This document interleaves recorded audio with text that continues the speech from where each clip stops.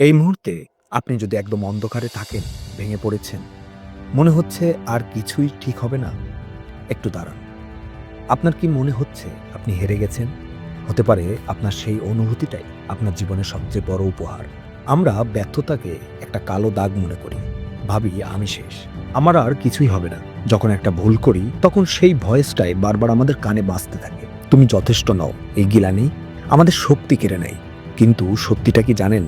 আপনি পরাজিত হননি। আপনি কেবল একটি ভুল উপায় খুঁজে বের করেছেন। আপনার ব্যর্থতার টার্নিং পয়েন্টে পরিণত করতে কিছু পদক্ষেপ নিতে হবে। কিন্তু বন্ধ করুন। যখনই আপনার মন বলবে আমি ব্যর্থ, কিন্তু আমার কি করার ছিল, তখনই কিন্তু বাদ দিন। শুধু বলুন আমি ব্যর্থ হয়েছি এবং এর থেকে আমি এই ৩টি জিনিস শিখলাম। নিজেকে ব্যর্থ দেখা বন্ধ করুন। আপনার একটা খারাপ দিনের মানে এই নয় যে আপনার জীবন খারাপ।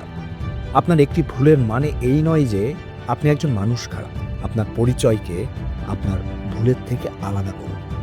টার্নিং পয়েন্ট তৈরি হয় না শুয়ে থেকে। টার্নিং পয়েন্ট তৈরি হয় একটি ছোট পদক্ষেপ নেওয়ার মাধ্যমে। আজ আপনার কাজ হলো আপনার পরবর্তী লক্ষ্যটির প্রথম এবং সবচেয়ে সহজ কাজটি করা। জিমের পোশাক পরা হোক বা একটা ইমেইল লেখা হোক, শুধু শুরু করুন। বন্ধুরা, হতাশাকে ছুঁড়ে ফেলুন।